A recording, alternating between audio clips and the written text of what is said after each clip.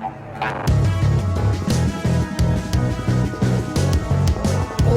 stories, origin stories. Where did we come from? How did we get?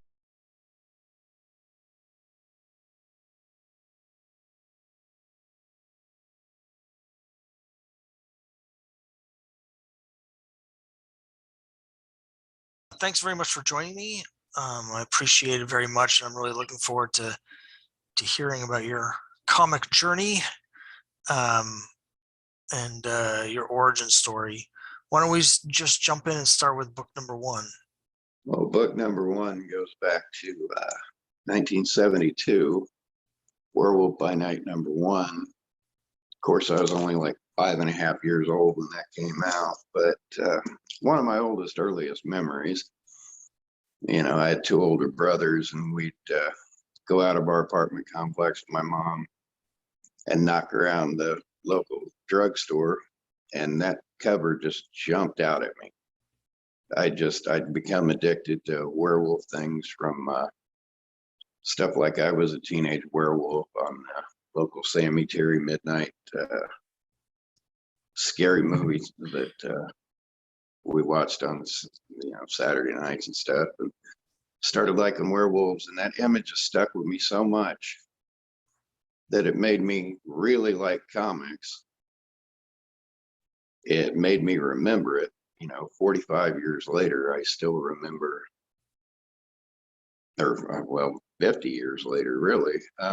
I still remember the grocery store, the Rite Aid grocery store, what street it was on, our apartment number in Valley Forge.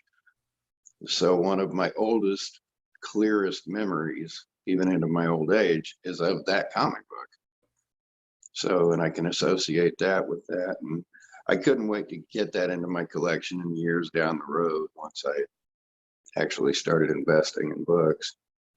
So, and that same copy's been with me over 20 years now, even though I'm on my third collection.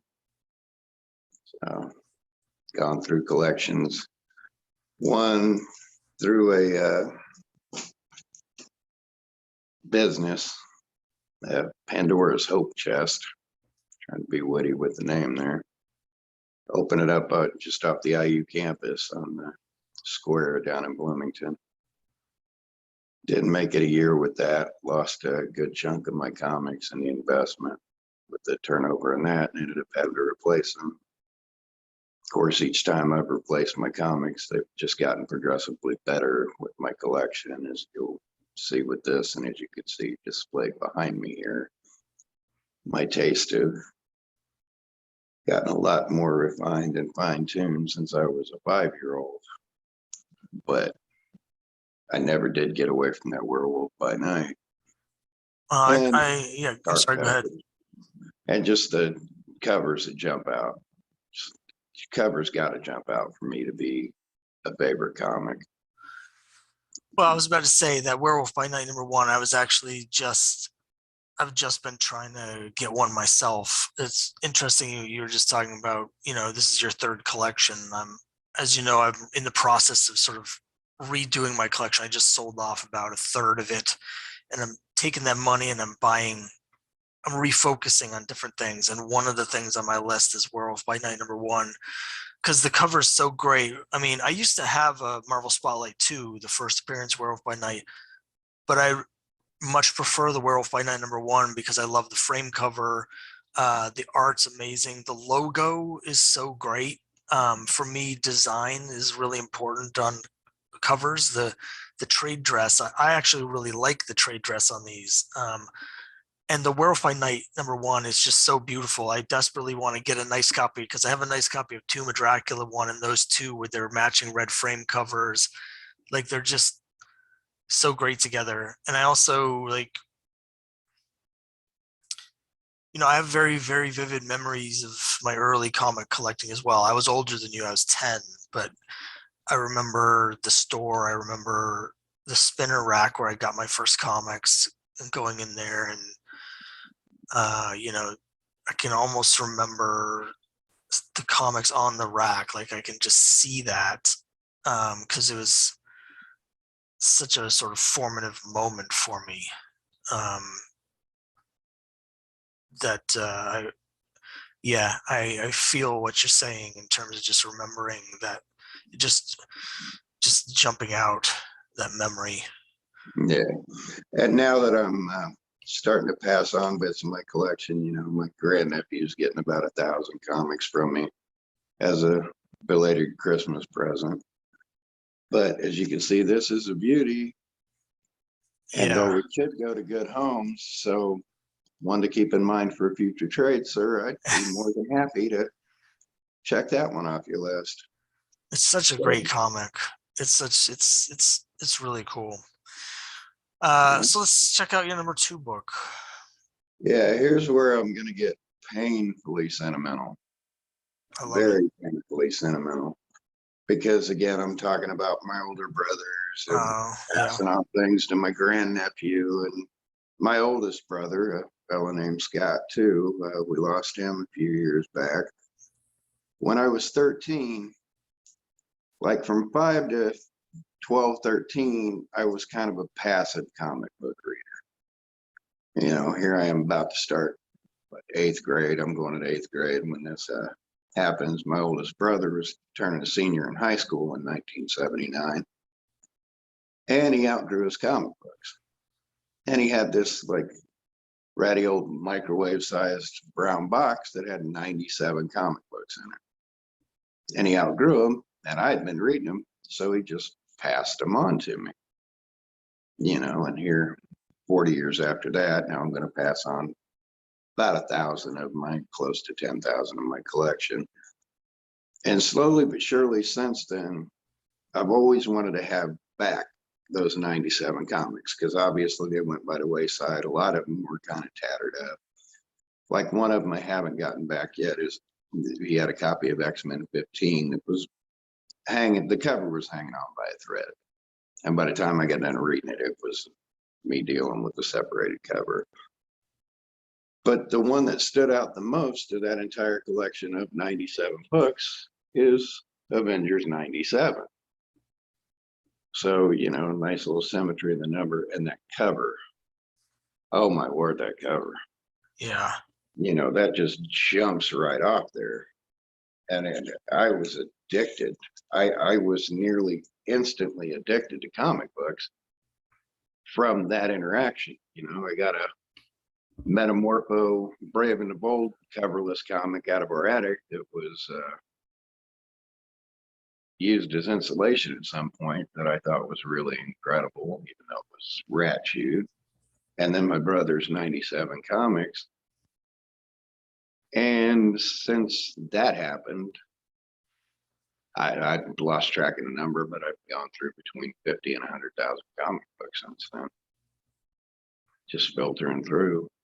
And it went a lot deeper than comic books when it started getting later, but I'm surprised I didn't tear up right there talking about my brother, how I'm paying it back and paying it forward with my grandnephew. But I want to give him that book, but I don't have any of the original 97. I don't have a single one of the original 97 because it's been 40 years. I've moved around the world numerous times.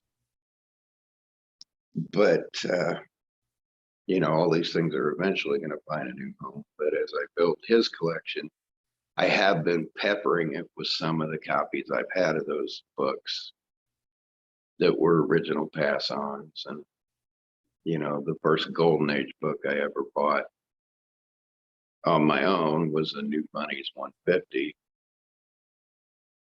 So it's going to be his first Golden Age book, technically, is I'm going to give him a New Bunnies 150 to go with that. And it all started with that and the other 97 that went with it. Still, it's the top 5 cover ever that I've ever seen in any comic book. I have a lot of thoughts. You know, I'm sorry for the loss. It makes me think. I've talked about this on my channel. What in my early collecting, I have an older brother, but he never really was into comics. But my dad used to read comics when he was when he was in high school and when he was in the Marines and in Vietnam, was reading Marvel. He was reading Thor, and so we used to read comics together. Particularly Gru is the one that I used to read the issues of Gru and pass it on to him. So those are the books in my collection that have the most meaning to me, is the ones that I shared with him. My brother, he doesn't, as I said, he doesn't collect comics, but his youngest child is getting into comics. Sort of. They're more into like manga and stuff like that. But I'm trying to be hands off. I want to be like, here's like a huge bunch of stuff, but they're sort of at that point where they're just getting interested. I don't want to like come on too strong, but every time their birthday comes around, I'm like, here's a few things that you might like. You might like this. So I'm hoping there's someone who will share this, interest with me. But I also want to say Avengers is my favorite superhero comic. It's always been like very near and dear to me. In 97, I'm with you. I love the cover in 97 so much.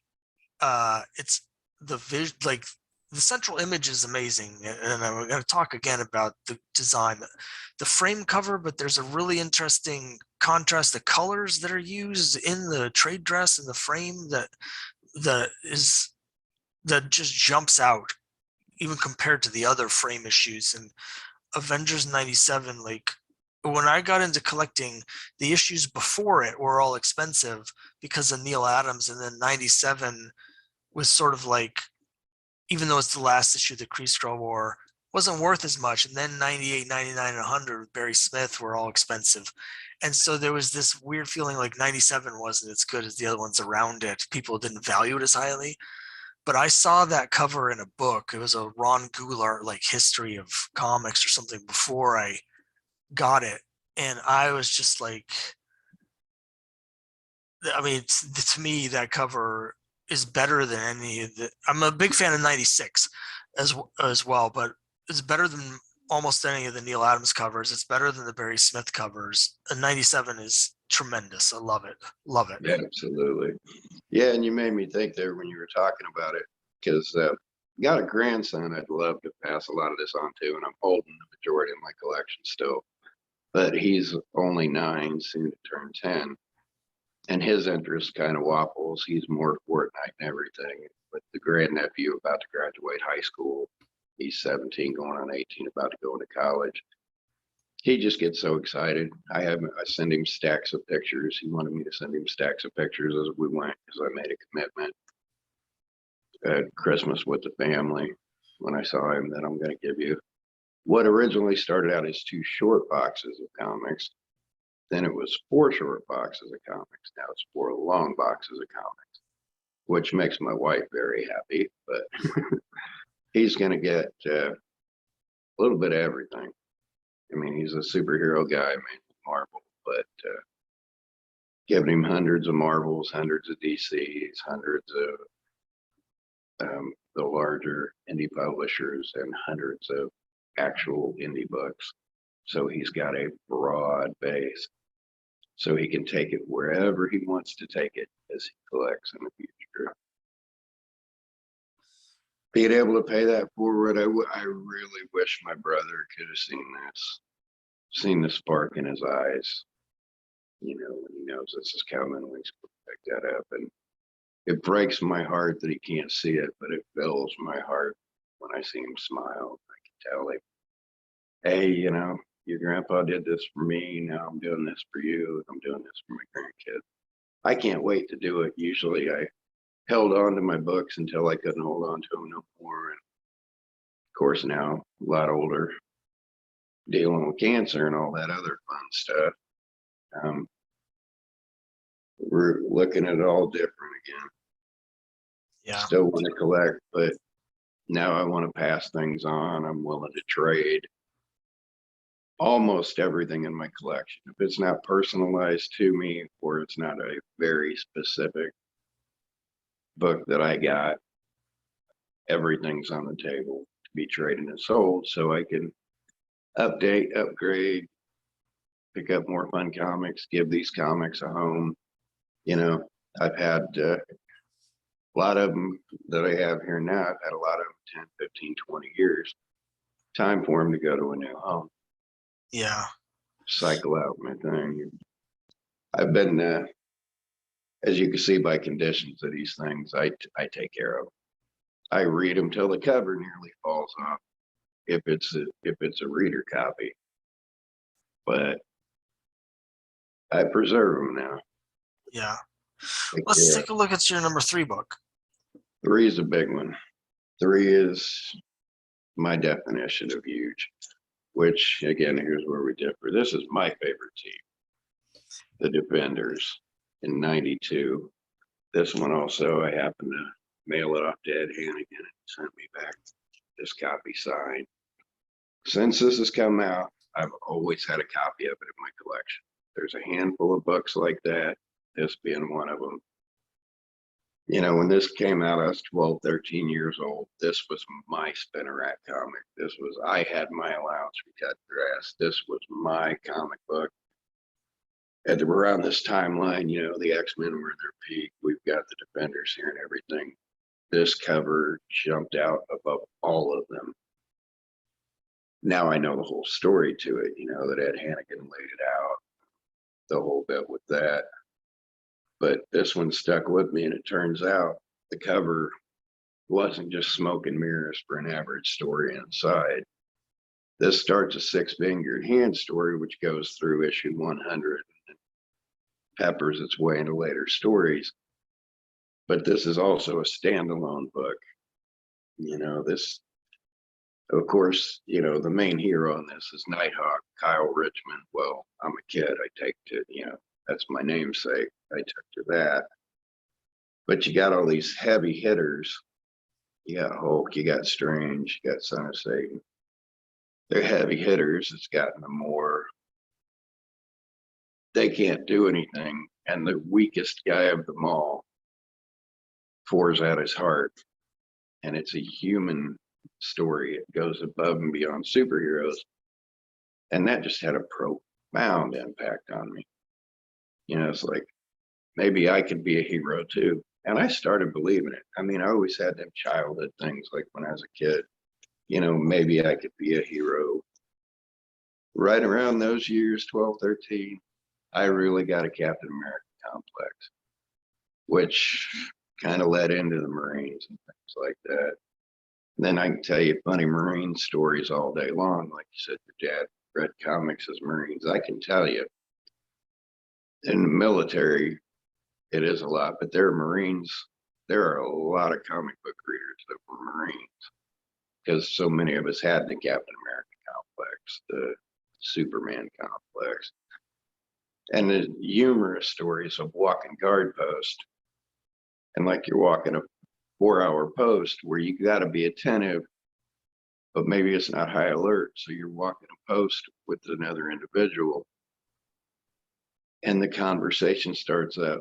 You know, of course, this is the late 80s. Who would be the greatest actor to play these parts? And humor as Patrick Stewart always came up as Professor X years and years before he did it. Excuse me.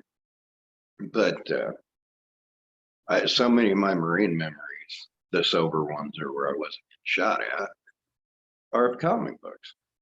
And picking up PX comic books and going to buddies' houses on 96-hour weekend trips where I'd go up to New York and I'd go into my buddy's dad's basement where he kept his comics, or I'd go to a friend in Baltimore where he kept his comics, or I'd swoop back here and they'd see my comics. And we'd always talk about, you know, who was better, Marvel and DC, the old classic thing, which was the better hero, could play that part the most. And it seemed ingrained in all of us that clicked in together. And there were a lot more than I thought there would be, because this was still back in the brown bag phase of, you know, a lot of comic collectors were ashamed and hid the fact they collected. Well, you can't tell a Marine to be ashamed of anything. So we wore that with pride. You know, my discussion was always Defenders over Justice League all day long, no matter what situation you put it in. I'll take Silver Surfer over Superman. I always have heated discussion, but we were all comic nerds and knew it. You know, big tough guys. No, we weren't big tough guys. We were comic book nerds and mama's boys. Damn proud to be that. Had fun doing it. Had a few bad days, but mostly it was beer drinking and comic books. And the more I talked to the older guys and things like that, that was a lot of that then, you know, the downtime, because it's 90–95% downtime. And then that other 5%, which is just bad. There's nothing fun to talk about there. But it's always fun to talk about comics and, you know, who's got a Captain America complex. And I've officially had one since I was 12 and I just turned 55. So nothing changed there. It's always the experiences of having other people to talk to about comics. You know, it's in some ways it's easier now because of the internet and YouTube and stuff, but like when I was about the same time period, but of course I'm younger, when I was still in school, I had a friend who was collecting comics. He lived in Michigan, but he would come out for the summers. And those are the times I really remember, is like going over to his place, going through his collection, him coming over and going through my collection and talking about all the different stories and, you know, having those conversations about, you know, he didn't read any DCs for like the first 6 years that he was reading comics. It was only Marvel. Whereas I started with DC. So, you know, I'm trying to convince him to read DC. Just, yeah, those are a lot of the best memories that I have in comics are about kind of the other people that I would talk about the comics with, you know, talking to my friends, going to shows with friends and going to stores with friends, stuff like that.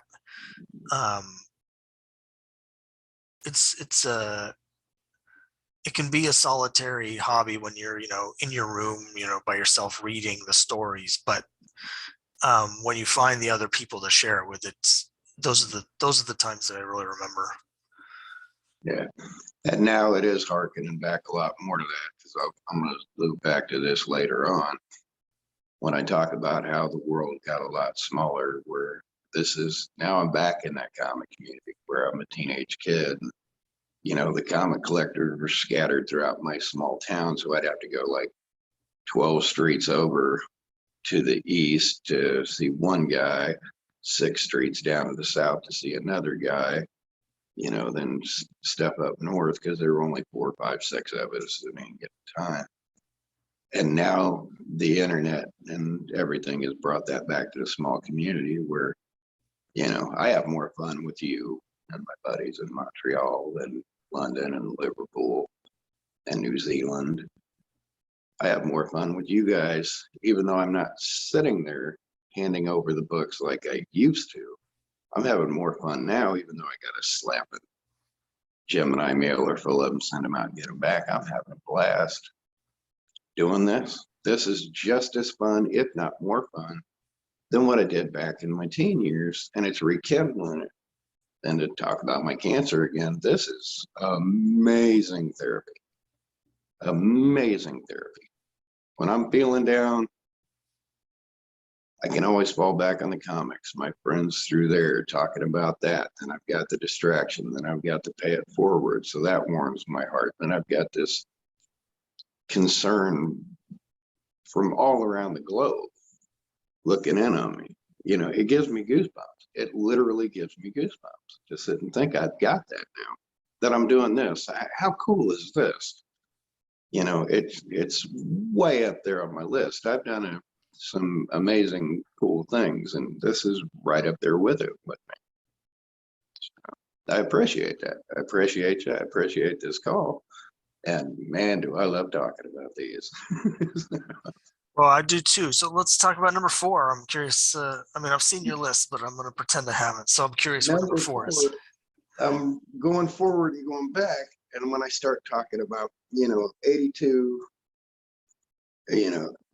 like 79 to 85 was my formidable years before I got out of high school and started moving around. But the next one come up for me is Incredible Hulk 250. And again, an amazing cover, but it's still just Sal. It's just Sal Buscema. But I loved it. I loved that striking image. And then when I turned the pages, and of course, this is one of the bigger ones I bought when I was a kid. I turned the pages, and what a story is the human story. These are two of the biggest powerhouses in comics. And sure, there's a big fight on the cover, and sure, there's a big tussle in the middle. But the beginning's the human side. The end is the human side. The end is the sacrifice, what you're going to do. It's humanity.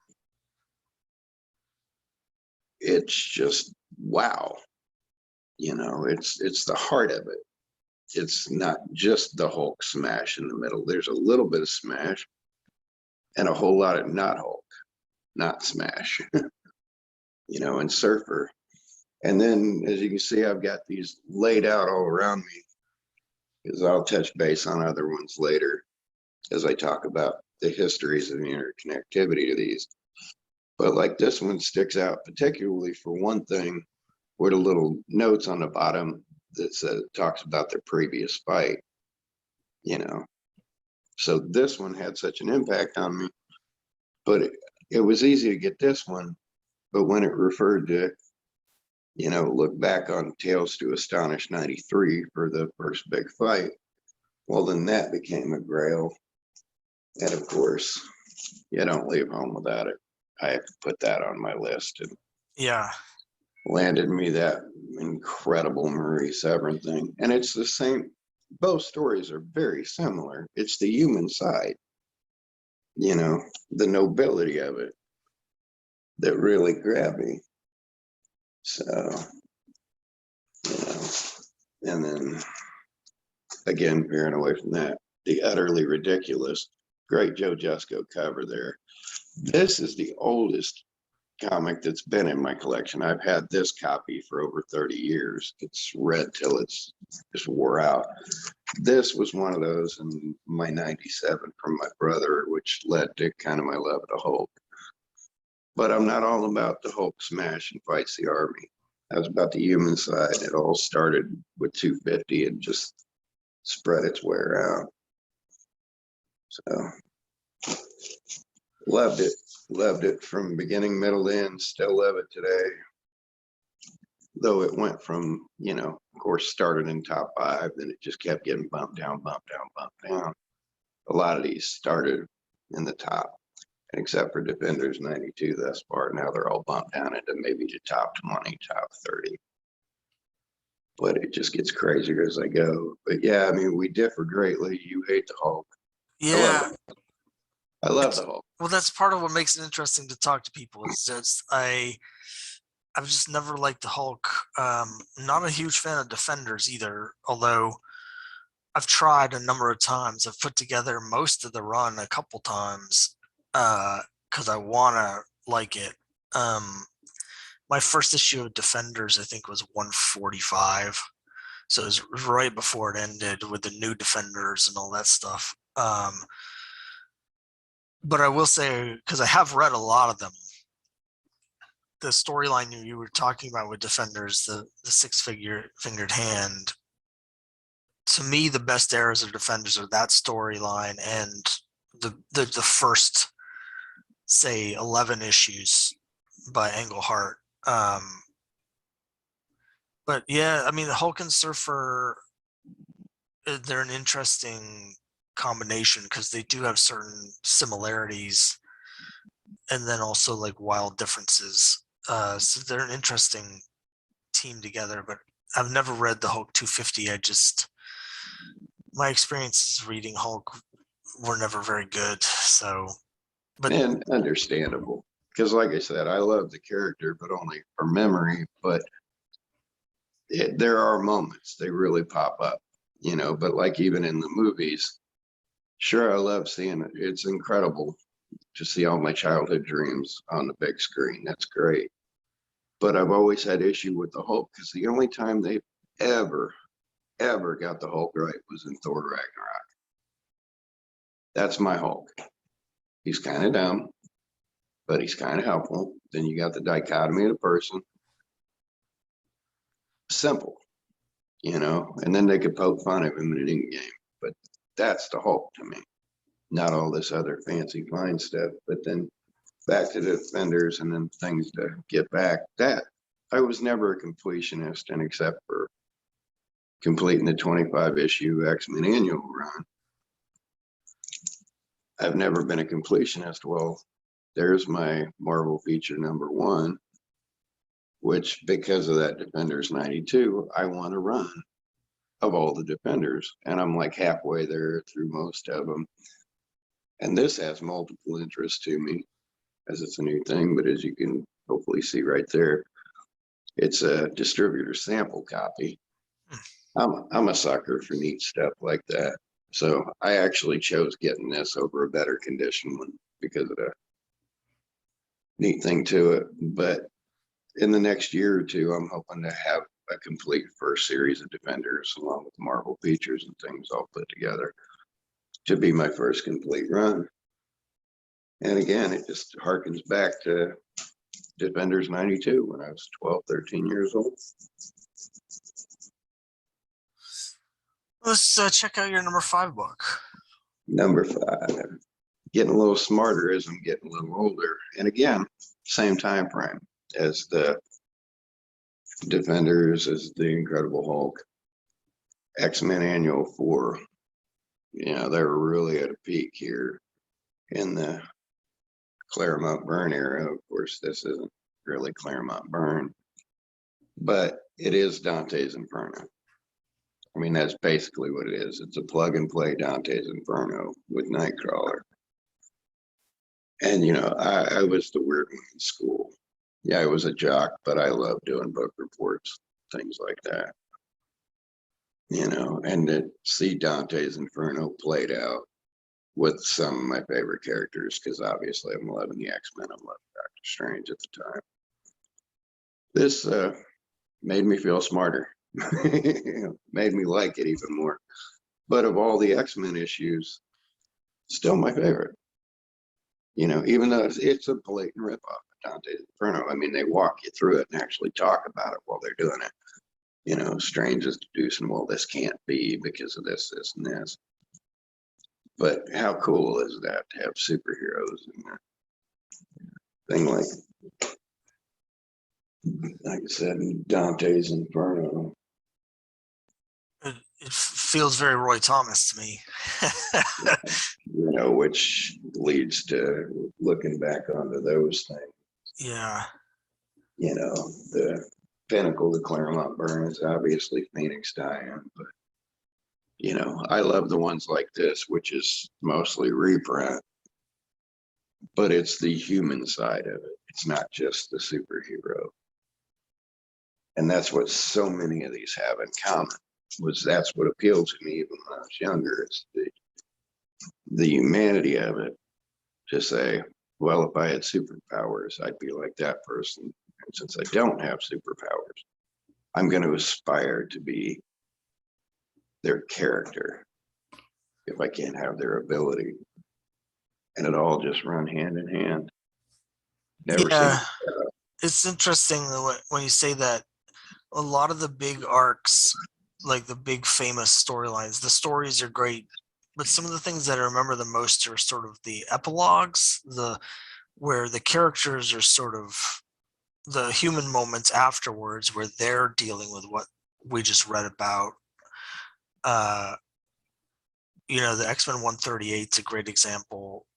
One that really stuck with me as a kid was Avengers 280, which was Jarvis had been seriously injured in the mansion siege, and she's up to 277, and there's a whole issue where it's basically him just thinking about his past with the Avengers. It was a retelling of Avengers history through Jarvis's eyes as he was dealing with the trauma of this experience, and that really sort of,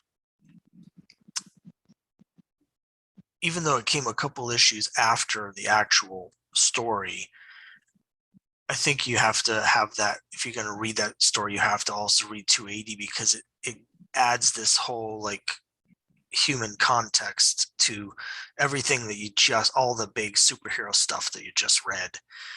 And that's where, without that, it's just, you know, I always say that stories have to be about something or else they're not really stories. And it's those human moments that really make those the most memorable stories. Absolutely. Absolutely. But book 6. Book 6. Still in that same time frame, 1979 to 1985, while I was still in school. Time for the cheesy and ridiculous. Skateman #1. Classic Neil Adams that just isn't that classic, but it's classic to me. Around this time, I really discovered Neil Adams. In the early 80s, especially when I got those comics.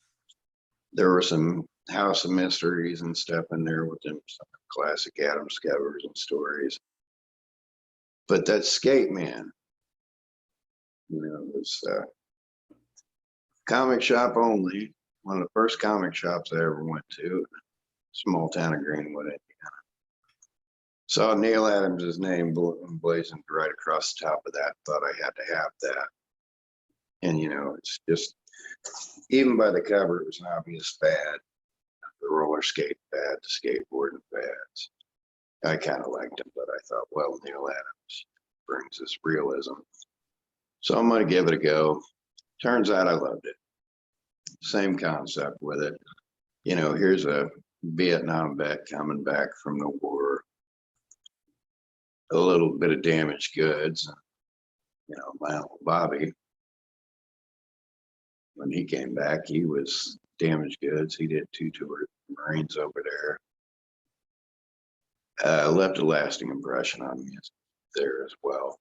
Because like when I went in, I was with my Uncle Bobby, where I saw his weakness when he was coming back off the pieces. But I knew he's the youngest of him and my dad and his brothers, the youngest of my uncles. All of them served to some capacity across the branches. He's the youngest. He had something to prove. He went in the Marines. He was the most fragile, but, he was still tougher than nails. I heard my dad and uncles talk about it. The young guy shouldn't have to go through that. He's tough as nails. Well, I'm the youngest of my brothers. Of course, I can relate to that too. And then it comes back to Skateman, where it's a brilliant story.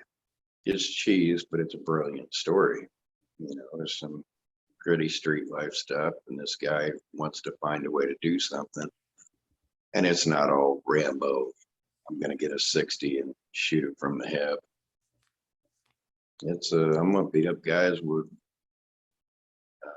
pool balls and roller skates, to vent, to get this stuff out of my head, to actually try and do some good. And it was character. I bought it for Neil Adams. I bought it for the art. I love it for the character of it. It's a guy. I can do that. I could put on a pair of roller skates and hit somebody while I skated by if I needed to. Again, dreaming big. And it profoundly affected the coming years that went with that as well. But it really sank me into Neil Adams, which, the end-up must-haves, like I showed you earlier, my signed 76. I've got a stack of Neil Adams autographs of different things. Got cards back there from the Woody series. Another favorite character, classic Neil Adams. Classic Dead Man. Talking about that Avengers run again. Never complete without 93. Everything about that one was just brilliant. And then the absurdities, you're a true Neil Adams fan if you don't.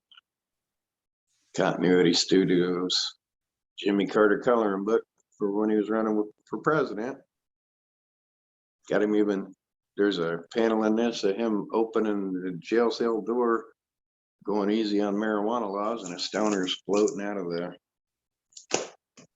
jail cell with Carter letting him out while he's running for president. So kind of sunk me into all that Neil Adams stuff really deep.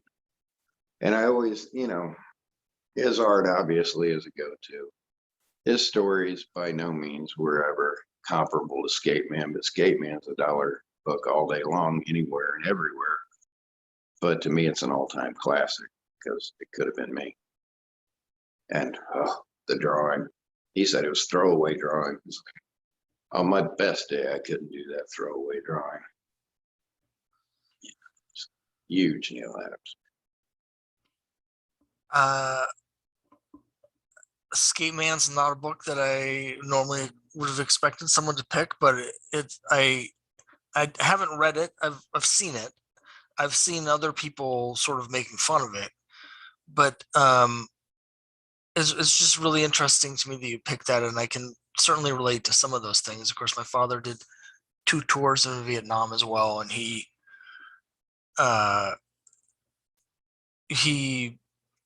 struggled with it. And that's led to my interest in a lot of, as I talk about on my channel, I collect the Vietnam romance comics. I guess in some ways to try and get an insight into all of what was happening, with my dad, really. And there's certain issues of stories where I could see, the Young Love 104 is the one where the Vietnam, the soldier comes back from Vietnam and has post-traumatic stress and is trying to deal with it. He ends up falling in love with a nun, which is a very different way of handling it than my father. But I'll have to get one of these issues of Skateman. You've convinced me to check that one out. It's brilliant, and it's cheesy.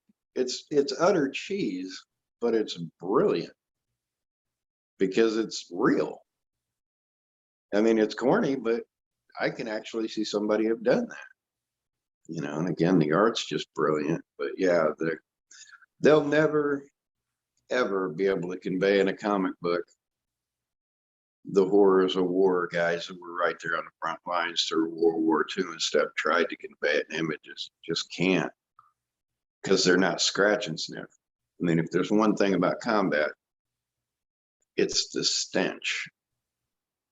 It's the stench. You can't convey that stench. And then just no matter what view you have of the world, you could be high and mighty, all gung-ho, you could be cynical to no end. It doesn't matter till you get there and you see the third world. Wherever you're coming from, it's turned upside down. All of us have a thing in us where, you mess with my family, things like that. The bad stuff comes through, the zombie apocalypse. I can be right out the door taking care of business. But can you go halfway around the world and take care of business? And it's kind of easy to justify mano a mano.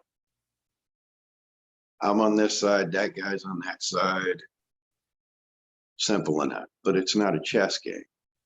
It's not just, here I am, here they are, that's it. No, there's all this stuff in the middle. It's the third world caught in the middle. It's the smells, it's the sights, it's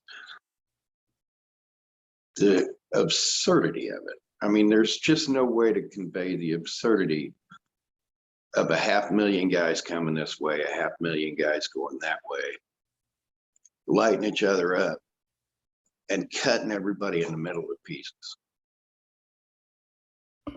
There's no way to write that. There's no way to write how it feels because there are no words for it. Greatest writers in the world. Hemingway could tell it from an ambulance driver's standpoint to some degree. You know, you get Medal of Honor winners that just, they don't have words. You know, we just survived, or I found God, or, you know, everybody has their coping mechanism, but it's just, it's vile and it stinks. And you see little kids do things, you know. I don't have PTSD, but I had a couple of bad days. I sit amongst veterans and I'm embarrassed because I see guys, you know, I grew up around the guys from World War II and Korean War, guys that were just in it for years. Then I lived through seeing the Vietnam things and the direct impact of that on that generation above me, and how it just ripped people apart. And then I came into my formative years after seeing guys do years, multiple tours, had 4 bad days. I was up to my neck in it a few times over the years. You know, I have over a year's combat pay and hazardous duty pay, but it was 10 bad minutes wrapped in a week. You know, not 10 good minutes wrapped in a week like most of those guys went through. I only had 10 bad minutes wrapped in a week here and there. I was under fire a handful of times. I had 4 really bad times. My PTSD is over feet. The absurdity of that, you know, from building collapses and cleaning that up. And I'm not going to go too detailed into it, but there's no way I can describe it. Showing up to an impact crater, you know, I was in heavy artillery. I knew we shot the round that lit this impact crater. And there were pieces around it. There were human pieces around it. And nothing else. There was like a shin down foot and nothing else. No blood spread or no nothing. Anything that was in that impact zone basically got vaporized down to nothing. And I knew I pulled the trigger on that. And decades later, that still bothers me. But it doesn't haunt me like it did those guys. I couldn't imagine that every day of the week. I couldn't imagine being under fire every day. I couldn't imagine that smell every day of the week for years on end. So I feel like a poser when I get around. Even though the same with them is the same that happened to me. It's the moments of chaos. You're halfway around the world, so you're out of control, but it's not 24/7 firefights. But when it is firefights, that just erases all that down to, you know, what worked? Well, you drink. Well, how do you convey a story when you're drunk? You don't. You slur it. You don't know what's going on. So comic books, I'm sorry, I got way too deep there. But comic books like that, I mean, I know Neil Adams didn't serve, but I know he talked to somebody. He had some reference point. It wasn't just Rambo. You know, I know Stevie Wonder didn't fight in the Vietnam War, but he's got a song called Frontline, which is just, it's amazing. Because he obviously sat down with somebody that was there. He obviously had his finger on the pulse on guys. And that really tuned me into it, which leads into the next 10 or 15 years of my life, where my next book that comes up is post Marines, post business. You know, I bounced around the world. I bounced around the country. I had little boxes here and there I moved around, but I never had more than a couple hundred or 1,000 comics at any given time going there, until I finally got back in the 90s and settled down, started living in houses, normalized life, which, like I said, for me wasn't a hard transition, but I knew handfuls of where they never got over the transition. They died, still not getting them. Well, speaking of transitions, you just mentioned your next book. Why don't we look at that next book? What comes next for you? Now that last round of books was covering 79 to 83, where I really got into things. Now to go forward, now I'm in the late 90s, but I'm going to go back to the 1930s. This is Ace Comics 19 from October of 1938. And in the late 90s, I finally settled down. I mean, really started settling down. And when eBay was first starting up, I had put in a bid off of this comic shop for, I believe it was King Comics number 12. I wanted Cigar Popeye. Well, I won the Cigar Popeye in the auction, and this other guy won the Ace Comics. We both got him, tried to communicate in between. It just kind of fell apart. We all just threw up our hands, and the guy said, well, I got the King Comics, I got the Ace Comics. You know, I'll take it.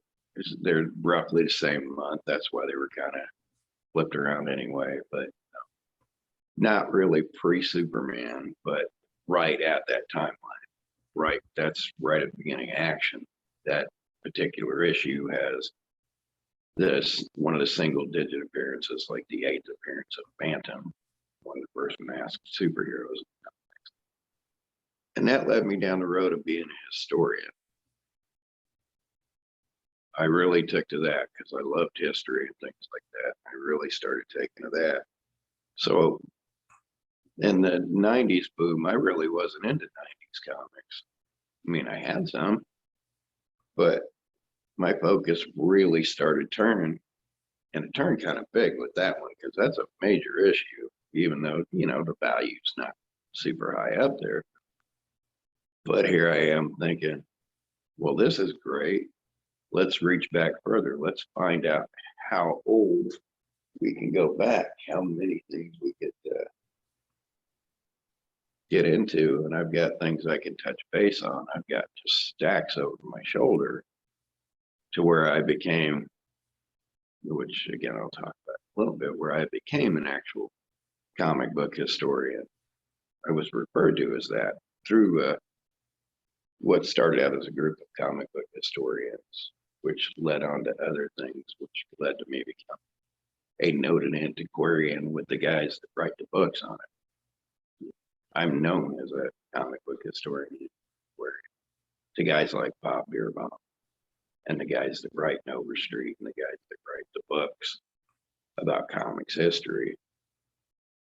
And it kind of started here. Kind of started like 22 years ago, where it really sank me into it. And I just started going from there. Things really started to expand. Yeah, it's interesting. We touched on this a little bit when we were talking about passing on the collections, but it's interesting how it's sort of unexpected exposure to different genres or different titles, different time periods can really change like the trajectory. For me, there's a couple times. One is when I was a kid, I was given a collection, or a guy that worked with my dad had collected comics in the mid 70s. So, you know, in 1986, I was given like 1,000 comics from between 73 and 76. So I was, you know, instead of reading Dark Knight and Watchmen and stuff, I was reading like, you know, the Spectre and Adventure comics, and I was reading like Manhunter and Detective, and I was reading the first Jonah Hex appearances and stuff. And that really, you know, I wanted to collect the earlier stuff. First time I went to a comic book store, I just wanted whatever they had that was oldest. I was like, give me your oldest issue of Avengers, give me your oldest issue of Fantastic Four. I remember going through the quarter box and pulling out the oldest things they had, which was Amazing Adventures 6, the Atlas one, Dr. Droom I got for quarter, and a Flash 137. But also, you know, there's a time in the 90s where I was, the 2000s, I was sort of out of love with what was going on in superhero stuff. It was all this Dark Reign and all this, you know, Civil War and all this, like everything was grim and dark. And so I was like, let me just buy I've never really gotten into Golden Age comics. They always seem too expensive. What can I get for, what's the cheapest I can get some Golden Age books for, just so I can have some and look at them. And I got a lot of boy comics, and, you know, now I have a complete run of boy comics, and I'm publishing my own continuation of boy comics. And just the exposure to these things that you don't know when you get exposed to new things, you don't know how they're going to affect you, which I guess is the reason to do it. Yeah. So why don't you show us where that went for you? Yeah, and I mean, and collections always stay fluid. And over the years, I mean, there's been some crazy things I've done with comic book history. This uneventful looking pulp, which again doesn't even have its name on it, but this is one of Malcolm Wheeler Nichols' first stories, which led to this is 1927, which led to him accumulating the money to buy DC Comics. Oh, good Lord, the history just goes on and on. I'm going to come back to those as I go even older, even further back than the 20s and 30s here, right shortly. And it gets kind of over the top. Here's a good time to show, speaking of Superman in the 40s, man, I'll take the glare off of that. Superman candy coupon is, you just have comic book. You gotta have candy coupons. And back to war things. Ended up getting this photograph of an old All-Star Comics that came out of a wallet of a GI over in Asia. Just a photograph of kept in his wallet back then.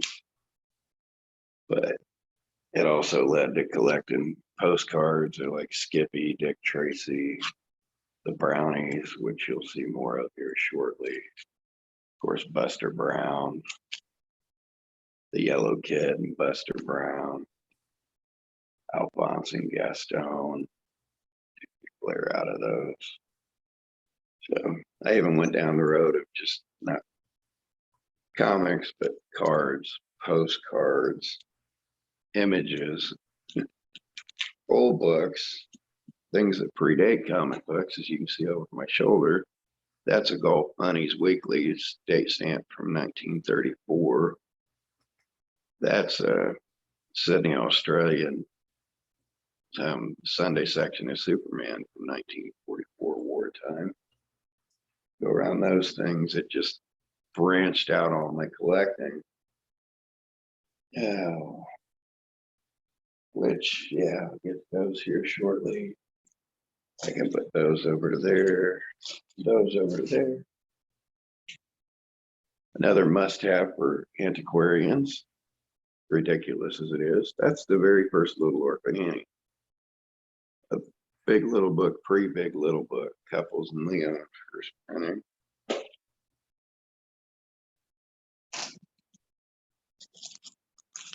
Mutt and Jeff's comic book, when comic books were literally comic books. And this is the first of them from 1911. That. Got the old Foxy Grandpa. And these things that, again, they are contemporaries to Yellow Kid, which initially when I started reading Overstreets and things like that, because of that Ace Comics, which again, Phantom was so new. Blondie, believe it or not, Jungle Jim, he didn't even get a title. He didn't even get a header in there. That's how early back that was. And it led me down those roads, which was only the beginning of how deep that was, how deep down the rabbit hole I was going with that. So now we come up to where I veered back to normal for a while. Step into number 8 here. Another huge impact on me that I didn't see coming. Captain Britain #1. Found this issue in a comic shop for a couple bucks. Even got the mask on it things. Really piqued my interest. I'd seen foreign books before. I'd seen Pence copies before.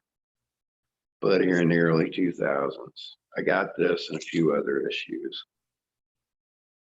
And you talk about opening Pandora's box between the old one and the foreign one. Suddenly my comic collection had to be old, or it had to be foreign. It couldn't be something I could go to the corner store. Yeah, I had to go to antique mall. I had to deal with comic stuff.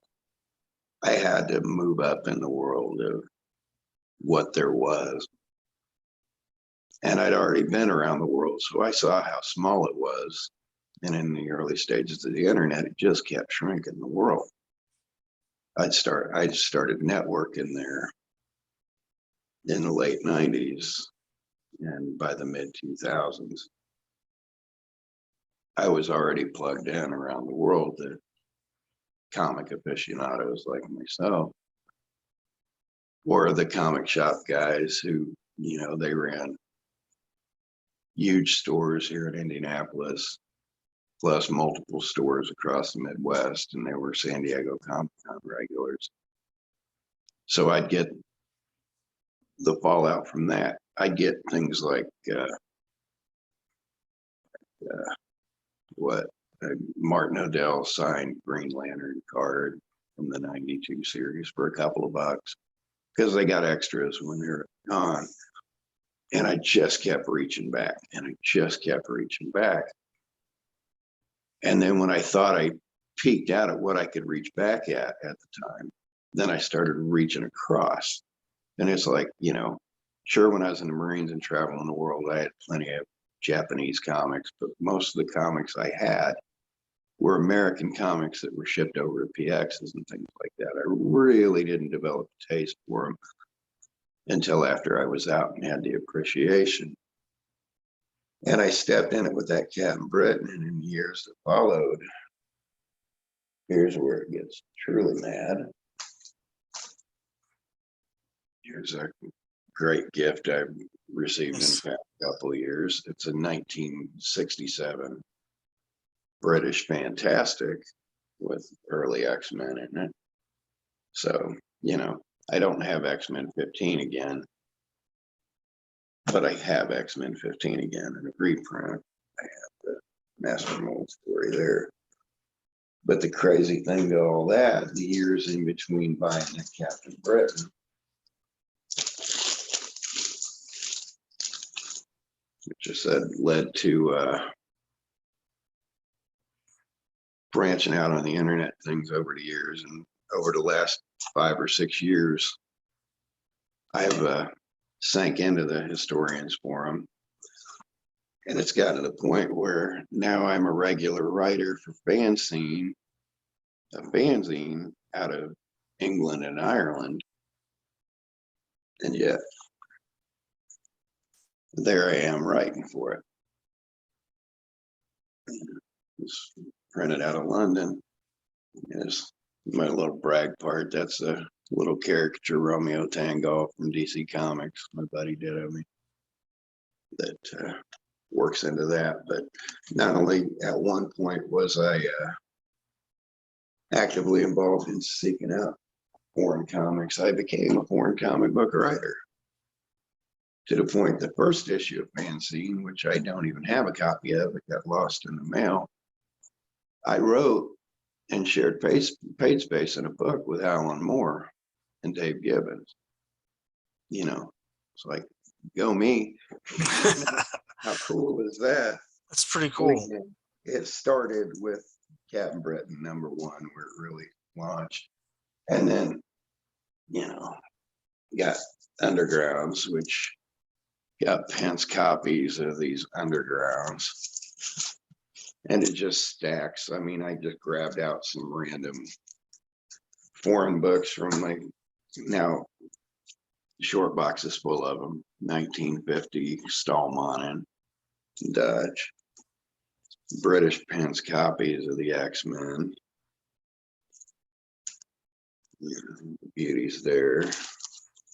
A 10D copy of old Fantastic Four. Then you really start getting the rarities. How about Polish Batman? Not something you see every day. Or really going overboard. The German, World's Finest, and then I love doing that for the original American version. Got the German, got the American. The shipping labels from Poland there for that one. Then we've got French. Gotta have the Dark Phoenix Saga in French. Little French Batman, which again, to go with the American. Italian Batman.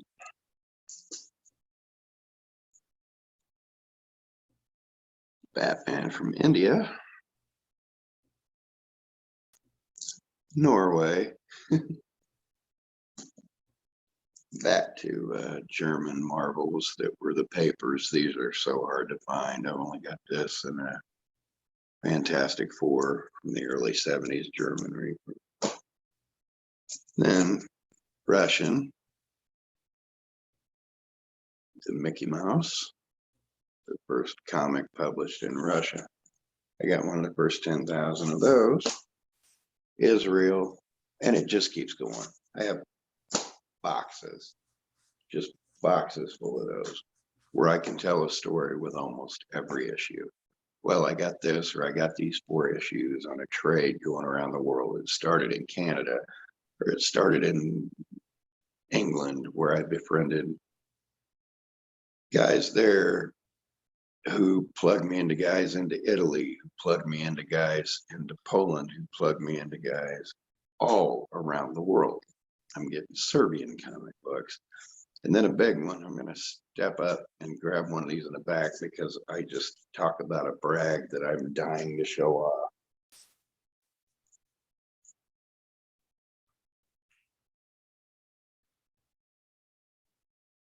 Always loved 2000 AD, the British weeklies. And like I said, I got plugged into the London Lives Comics group and befriended a lot of guys and a lot of writers. And a lot of people come from different walks of life. And I've been a glorified chaperone with the rich and famous on occasion. And I've got a buddy over in England that does some of the same stuff sometimes, but he's a social butterfly like me. And a guy that hangs out in the marts over there, that's an old comic guy like me and you. Oh, very nice. Mick Jones from The Clash, Big Audio Dynamite, is a big comic book guy. And Steve and Mick were talking about shipping me over a comic. And I said, I don't even care. It can be whatever you want it to be. So Mick decided this is the program from 8 December 1979. And the significance of that day is that's the day that their seminal album, London Calling, was released. That's really cool. He picked that out and he sent that to me. And of course, this thing's been in a frame pretty much ever since. And I love collecting those, even though, all they're going to do is just pile up in my collection where there's not a whole lot of value compared to this one. I mean, this is made out to me. But, those will be collectors for me as I still continue. I'll never complete the run of that. I'll never have the first dread, but I'll have 12 pence copies, 20 pence copies, 24 pence copies. And like in my library, when you walk in, you can't miss this because, of course, I'm getting older. I've settled down. I've actually made a library. That just hangs proudly on my wall for me to go, yeah, Mick Jones from The Clash likes me, knows me, and through my buddy, signed me this, and they sent it to me as a gift, and I thank you. It's very cool. Big brag there. Get this back down there. Because now we're going to dig into other stuff. Let me move these so I'm not knocking this over. I was just going to say while you're doing that, the the foreign comics that I find really interesting, I feel like there's just recently, the last couple years, I've started to see more interest in them sort of a broader audience starting to get an appreciation for these foreign comics. And I know I've talked about this on my channel before, but every time we travel, my wife and I love to travel overseas when we can. It's been a while because of the pandemic, but whenever I go anywhere overseas, I always try and find comic book stores so I can buy some of the comics from there as souvenirs. And when you were showing the German, I have a couple issues of their Avengers. I don't know how to pronounce it, Ratcher. But I found this great comic store in Austria, in Vienna, and they had long boxes of those. Their Avengers with those paper covers. It ran for 100 issues, but they skipped issue 6 because they couldn't publish issue 6 because it had the Nazi stuff in it for Baron Zemo. So it goes issues 1 to 5, and then what was supposed to be issue 7 is issue 6, and then it continues. So it's the first 101 issue of Avengers, but with issue 6 missing. And they had almost the whole run there. They had from issues, I think, 9 and up, except for someone had taken out the keys. There was no first vision or whatever. But I bought a couple as souvenirs, and I've got a bunch of comics from that trip. When I was in Budapest, I got a Hungarian edition of Marvels, Kurt Busiek and Alex Ross. When I was in Peru, I got Peruvian issues of Crisis on Infinite Earths, which for some reason was just being published in Peru in 2014. So it was on the newsstand, like 30 years later. I saw all that stuff. It's really interesting to me, and I've just started to see a little more interest. I have a couple, ones that are really of interest to me personally are and I know Mexico's not the only place, but the Mexican versions where they ran out of content because they were publishing it weekly instead of monthly, and so they just started making up their own stories that were sort of in Mexican continuity. I have a couple issues of Sergeant Fury where they just made up their own issues because that series in Mexico ran for 300 issues instead of 100. So they were just like, let's just do our own things. And I love it. It's a whole weird world. Like the Gwen Stacy, they never wanted to kill Gwen Stacy, so they kept Gwen Stacy alive. So yeah, and then with comic book historians and reaching around the world and things, like in Ever Seeking the Knowledge, I had lengthy discussions and interviews with Tom Warzakowski, huge name in comics. He's Chris Claremont's letterer. He's Todd McFarlane's letterer at Image. His name is on thousands and thousands of comics. And we were talking about when he first got started in comics, and you would think that British comics are nothing but, Pence copies and things like that. You would think all those are is they just kind of stamp the different price on it and ship them over there. Well, no, because you'll see at the top, it'll say all in color, and the color's got a U in it. Well, it's not just that changed. There's idioms and things that are said in there where they actually change it to be that. And that's how they would use interns and letters that were coming up, is they would throw the junk work on relettering, even though those were the same. They were printed at the same time. They're actually first prints and things like that. But a percentage would go to where it'd be whited out, and it would have those idioms corrected in word balloons. And that's where Tom Warzakowski and Luis Bohalis and a lot of them got their start, was working for Rosen, where they're like, prove yourself for a year over here, reworking these and redoing a lettering on these, and then you can move up to other things as it goes and replace people. So that all just kind of looped itself right back around to current, where I've talked to Tom within the last few months, just chatting about random things. And it all stemmed from, hey, you used to letter those, and that's the history with that. Now they want me writing about it over in the UK, about what I know about that and my insider knowledge, people, and doing interviews with those guys. Small world. Yeah. Small world getting smaller. Well, so let's move on to your next one. I've lost count of what number we're on. I don't remember if it's 8 or 9, but let's take a look at it. Oh, I do believe this is a big one. Get a lot more recent here within the last 5 years with these things. I have always been a huge Charlie Chaplin fan. These were never terribly expensive, but it takes love to get these because you have to take care of them. You can't just put them in a comic box. You have to tend to them. Big Chaplin fan. Now I've got a big Chaplin collection of old cigarette cards and things like that. One of these days I'm going to have all these. I'm going to have in the army, things like that. But could not describe how happy I was to get this. It just took me even further back in comic history. I thought, hey, I've got the 1920s. Well, no, I've got the 19 teens, and it's still not far enough back. My Chaplin love and then my love for older books. Well, yeah, that was great. Within no time at all, these things, it just goes further and further and further back. Go through them all Popeye back. So, and it coming to things a lot of people just haven't seen.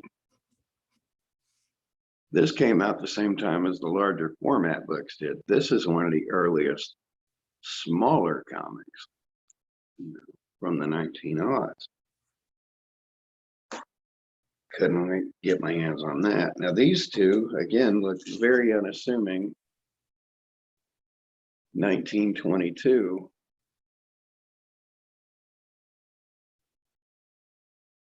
They're the first two Whitman books. Whitman Publishing. Issues 1 and 2 of the first things off of Whitman Press. Got so deep into it. Sure, I love the Whitman variants of the DC. Now I've got the first two Whitman comics ever produced, even though they're booklets. And we got the first Pinocchio, because of course, old Mickey Mouse. Gotta have the old Mickey Mouse. Old Popeyes. Feature book number 2. Any number of these could have been the big hitter, but Chaplin took me back to it. 1936 Popeye. Large, oversized linen books. Now I'm dealing with books of thick books, thin books, small books, square bound books, oversized linen books. Good Lord, and you get back into these. Mickey Mouse magazine, when it was just a giveaway premium. 2 of the earliest issues of that. Still not far enough back for me. This is where I went from a collector to addiction. And then I became somewhat of an expert on the brownies here. Now, a lot of people nowadays don't even know who the brownies are. And in their heyday, this is why, the brownies begat the Little Rascals, begat Dennis the Menace, begat South Park. You get the Peanuts because of this. And here's, old enough comic. No, let's go back to 1896. And it's technically not, it's more of an ad thing, but it's got Brownies comics in 1896. Still wasn't far enough back for me. Bound volume, because this is about the only way you can find these anymore. Go to the page. Bound volume of the original St. Nicholas magazine. That is the very first Brownies from 1883. That is where sequential comic art came from, in the humorous vein. I mean, there's Obadiah Old Buck and some of that Platinum Age stuff. that older historians get into, but that to me is what really started comic books. And, you know, those were nothing but, I said St. Nicholas magazines, where like Harper's Bazaar or whatever, where they'd have sections of it, but it was steadily becoming what led to the Gulf Bunnies Weekly, which led to the standard format comic, where they folded them up together and made the standard format. So when I hit 1917, wasn't far enough back, I had to shave 50 more years off of it. Now I'm a full-on comic book historian, and a bit of a bragger, because to me that's super cool history. Well, it's very cool. I'm pretty sure I could have 100 guests on here, and none of them are going to have that except you. That's very cool. Very cool. Some of my history there with that. So, yeah. Oh, and I left those right there. But these Palmer Cox books here of the brownies and things at the turn of the century. They were all the craze. They were huge. They were Michael Jackson, the Peanuts, all of put together. They were the absolute craze. And then, oh my goodness, a little turn here. 1885, 1887, 1888. These are the original St. Nicholas magazines with the brownie stories in them. This stuff even predates like Judge and Puck, not Punch, which I have original issues of too, which actually coined the term comic and comic strips. But yeah, that's how deep my history went, because of one book. I opened that Pandora's box, and I'd rather have 10 of these than 1,000 modern comic books all day long.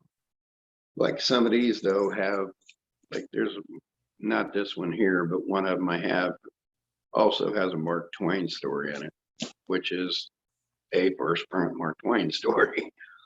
You know, Twain's lifetime, overlapping history. So ticks all the boxes off for me with history and stuff. So, yeah, went down that rabbit hole deep. It's fascinating stuff. It's like I don't really know that much about sort of the platinum age and the really early stuff that you've been showing here. So it's really great to see all that stuff. I feel like there's a lot of, I would say most comic fans don't really have an understanding of where comics came from. And even some of those of us who have some idea don't know the whole story. So it's really fascinating to see this stuff and see the, historians like yourself that sort of are keeping this information alive for us.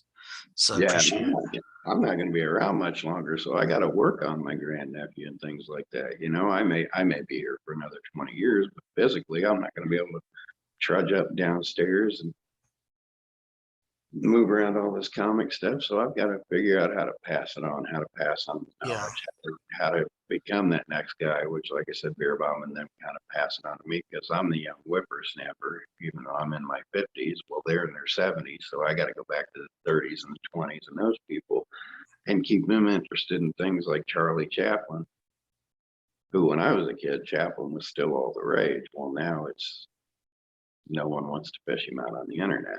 And yet I just talked to his grandson a week ago. You know, again, small little things, but hopefully I can open some doors there. Yeah. Well, let's see what you have for book number 9. Big one. Big one, big one, big one. Wait, is this 10? I think we're at 10. Oh, we're at 10. Let's see the last one then. We're at 10. Then.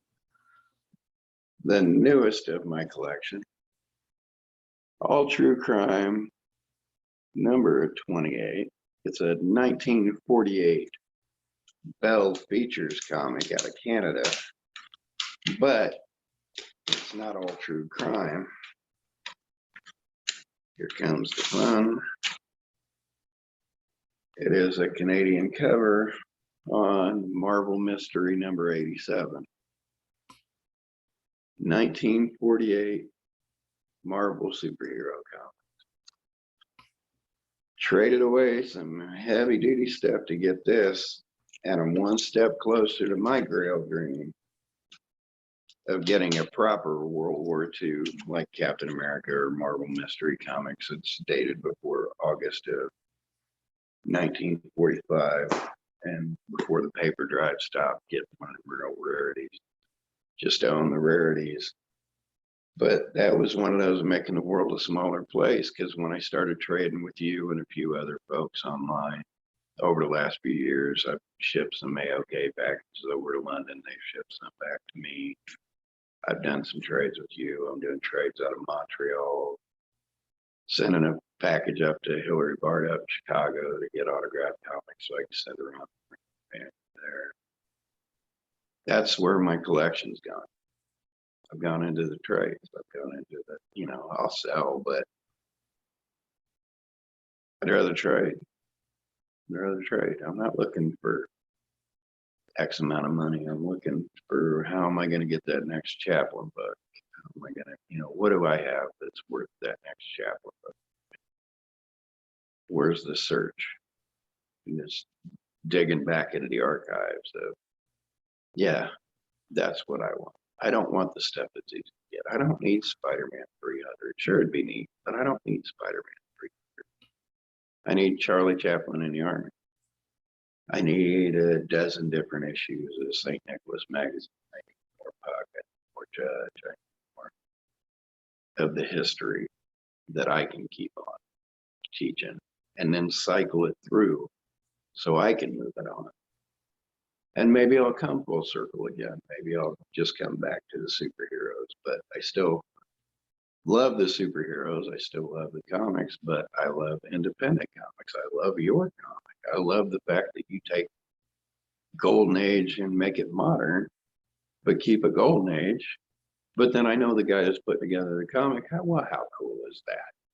You know, it's cool. I got these things, but here I am talking to a guy that puts out his own comic book. Super cool. Super cool. But then again, I mean, that really led me down some crazy roads with collecting. Like I said, you can see in the back, there's any number of different things from original art and things. But here's something which I'm going to end up trading in the not too distant future. It's the original etching from the last page of the Tarzan story from Sparkler Comics 19 in 1943. It's the original plate. So not only do I have original art, I have an original plate, one of a kind.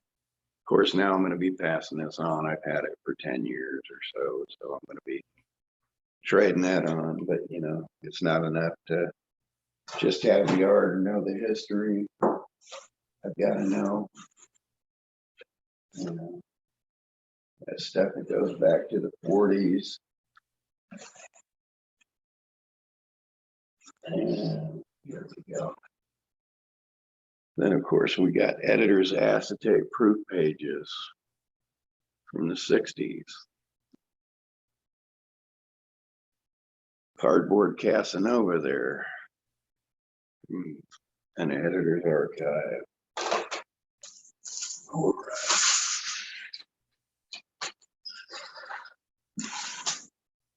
Proof sheets from the 50s. You know, it's just not enough to have the comics. You gotta have the art. You gotta have the original art. I got the page there from Marvel graphic novel 16, which has great stories to that, where Wasp is basically nude under a cigar band. And he drew her a little too risque, and they had to erase it, cover it over, and there's an erased note inside the margins which says, "Not okay, come and see me," from the editor, and it's still got the history on it. That's great. Yeah. And I just love the history of these things. It just sank me down the history of it all, the autographs, the onomatopoeia mugs, the historical stuff, the art. Yeah, a rabbit hole I'm so deep in, I can't see the sun from it, but it's still like I'm just a new collector. It's still like I'm getting that first book. And I'm always on the lookout for the next great yesterday. Origins, origins, it's where we come from, it's where we've been. Everyone's got one